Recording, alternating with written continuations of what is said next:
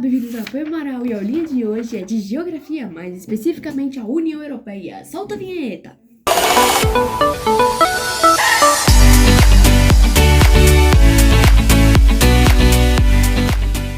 É o seguinte, a maioria dos impérios que dominaram todo o mundo e que influenciaram culturalmente todo o mundo, eles também surgiram na Europa e desencadearam uma série de conflitos por todo o mundo.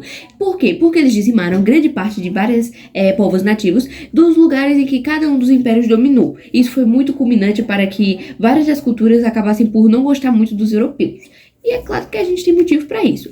É o seguinte, os principais impérios que se destacaram na Europa foi o romano, espanhol e o britânico, tá certo?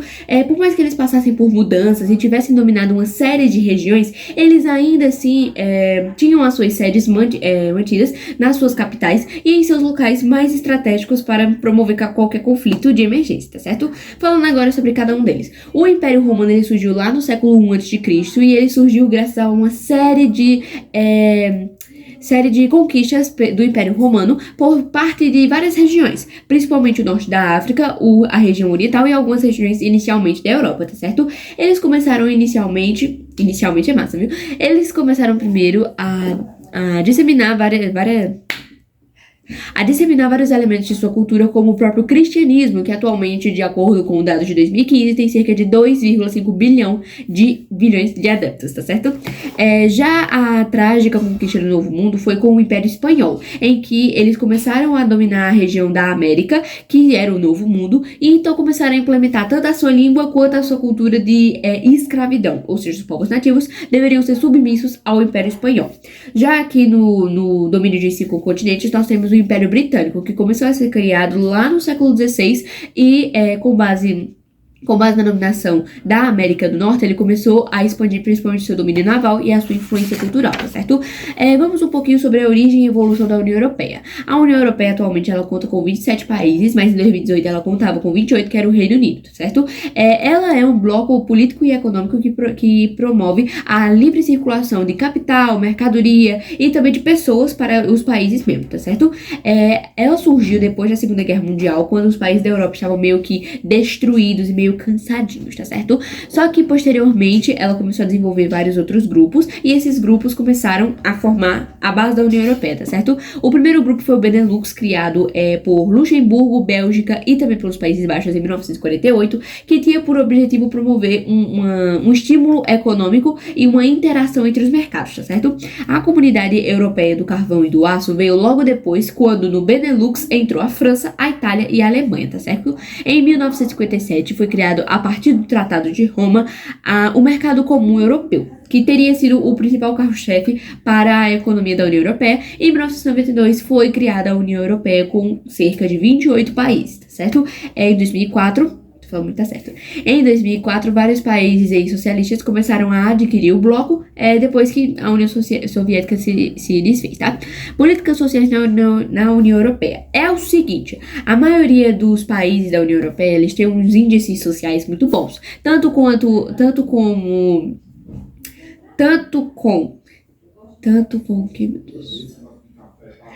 a Previdência Social, quanto com o seguro-desemprego, quanto com os níveis de saúde, educação, o atendimento ao idoso, ao PCD, todos esses setores sociais estão sendo bem atendidos lá na Europa. O problema foi o seguinte, as taxas de natalidade da Europa, ou seja, quantas crianças nascem por ano, estava se tornando cada vez mais negativa, e as pessoas estavam com expectativa de vida cada vez mais alta, ou seja, os idosos estavam vivendo mais. Então a população economicamente ativa, que rende dinheiro para os países, começou a decair.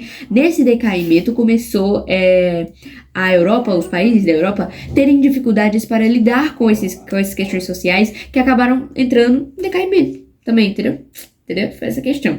A zona do euro é a região que contém 19 países europeus e que eles utilizam a moeda do euro como moeda oficial, certo? É um conceito bem simples. A zona do euro, ela tem a moeda internacional, uma das mais faladas e mais utilizadas no meio internacional e que habilita muito bem a economia para o mercado externo, tá certo? As relações comerciais da Europa, elas são voltadas principalmente para relações de alta tecnologia, tá certo? As relações intra-bloco, ou seja, dentro do bloco econômico da União Europeia, elas promovem o desenvolvimento de vários setores da economia, como o próprio setor bancário e até mesmo o setor de transporte, certo? O espaço Schengen, ele foi fundado em 1985 e seria uma espécie de acordo entre os países da União Europeia que permitem a livre circulação tanto de pessoas como de outros elementos, tá certo? Estão nesse acordo a Alemanha, a Áustria, a Bélgica, a Dinamarca, a Eslováquia e outros 20 e alguns países por aí, tá certo? A saída do Reino Unido foi mais ou menos em 2018, porque começou a ser negociado em 2016. O nome desse projeto de saída do Reino Unido foi denominado Brexit. Ou invoquei em inglês, British mais Exit, Brexit, entendeu? Nomezinho bonito. Aí, simplesmente, o Reino Unido é composto da Inglaterra, da Escócia, País Gales e da Irlanda do Norte e começou a analisar vários elementos que, por própria votação do povo, estavam sendo meio que divididos na hora do Brexit, que era de saída, certo? 3 deles foram os mais citados. A política econômica, porque aqueles que falavam, sai Reino Unido, diziam que ele ia ter uma maior liberdade quanto à sua economia, entendeu? Ele ia meio que todo o gasto que o Reino Unido tinha na União Europeia prejudicava sua população. Já o povo que dizia para ele ficar na União Europeia dizia que ele ia perder muitas vantagens.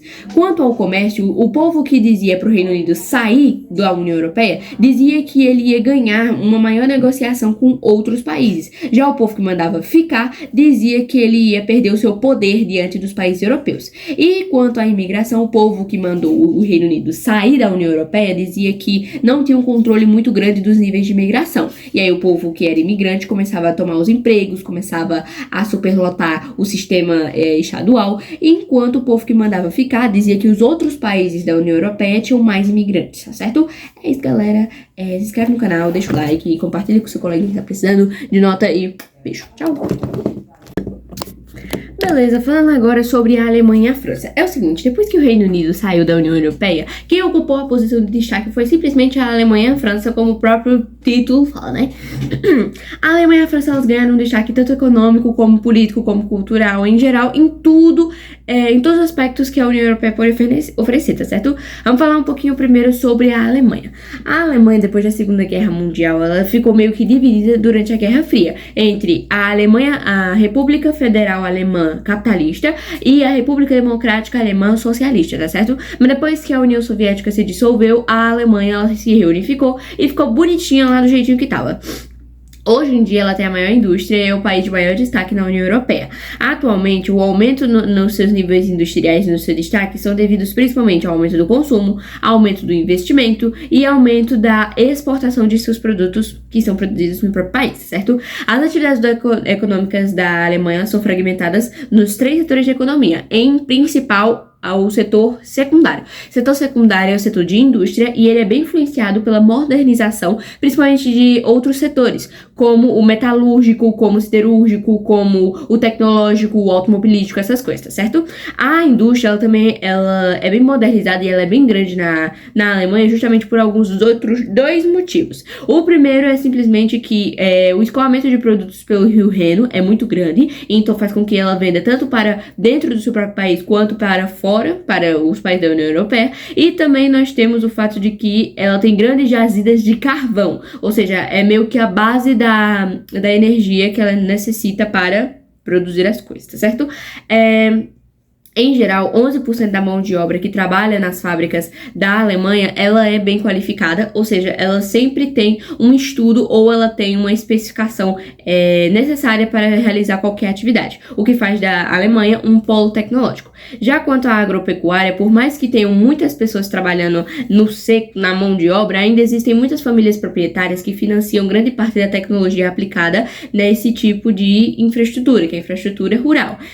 O setor de serviço e comércio, no quesito de economia, é meio que o carro-chefe da economia da Alemanha, justamente porque constitui cerca de 70% do PIB do país. É muita coisa. O seu turismo em 2015 tinha cerca de 287 milhões de euros, que é um número absurdo. A virada energética é o nome dado ao processo de transformação dos meios de energia que a Alemanha utilizava. Antes era uma coisa mais voltada para combustíveis, agora 80% de sua economia, que ela deseja até 2050, tem que se tornar renovável. Ou seja, ela almeja reduzir a emissão de gases do efeito estufa de 80% a 95% desde 1990. Ou seja, renovabilidade,